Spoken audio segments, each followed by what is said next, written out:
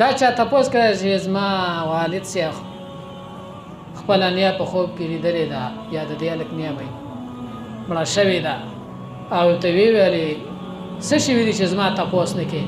د دې څه تعبیر دی د دې تعبیر دا دی چې ما ورته خیرات کوه صدقه کوه دعا کوه تپوس مې نه کوې نو تپوس دا دی چې کله کله به قبر له ملاقات ته ورځي او دعا ورته کوې او کله کله به براه راست دوی چې خیرات صدقه کوي دا د مړي ته دا وایي ما نظر منلی دی چې کار مې وشو نو زه به په یو ورځ کې قرآن ختموم اوس هغه کار شوی دی ختم نه شم کولی نو نظر چې نشي پوره کولی کفاره د قسم به ورکړي کفاره څه شي به ورکړي دا وایي زما د ترور رور خوښه ده او د والدینو خوښه نه ده ما خوب کې وکتله چې واده شوی او زه او والدین ډېر سخت خفه یو ما له څه کول پکار دی نو تاسو په خپلې تجربې سره رشته مه کوئ بلکې ستاسو تجربه نشته دی د والدینو ستاسو ښه تجربه وي د هغې تجربې سره رشته کوئ برکت به هم پکې خیر به هم پکې مستقبل کې به هم خوشحاله او چې خپلې خواهش سره رشته وکړئ نه دې کې به نه خیر نه به برکت وي الټه به والدین هم نه خفه البته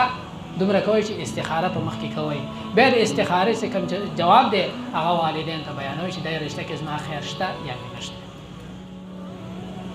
جی دم نہ ادا کرنے یا دم کی تاخیر میں کوئی گناہ دم چې ادا نه کو تا باندې هغه ګناه شته ها دا به خامخا ادا کېږي نه حلالېږي دم به خامخا ورکړي ګنه ستا حج ناقص دی داسې به احرام نه حلالېږي بیا مختلف حالتونه دي نو ورکول یې ضروري دي او تاخیر پکې ګناه ده ما یو سړي قسم وخوړ چې دا موبایل دی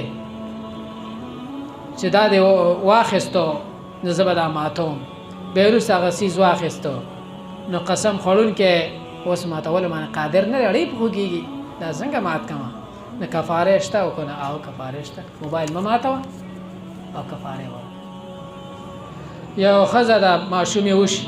او څلوېښت ورځې وینه راشي او د دې نه پس هم وینه راځي نو دا مستحاضه ده او که نه 40 بعد دین نه بعد دا مستحاضه ده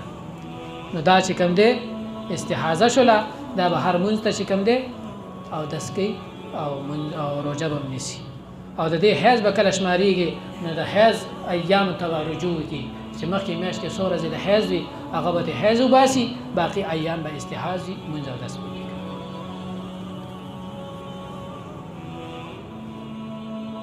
فتنه گمراهی کې څه فرق دی فتنه معنا په اردو او پښتو کې گمراهی ده او گمراهی ویلی شي بېلارې کېدل او د فتنې بله معنا د شرک کې مبتلا کېدل والفتنه اشد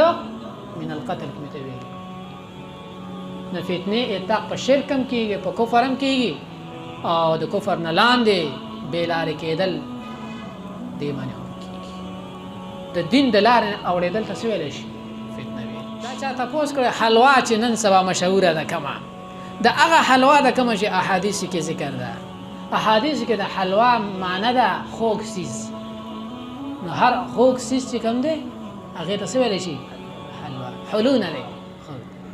بیا دا خوږوالی مشهور شوی دی په چا کې حلوا کې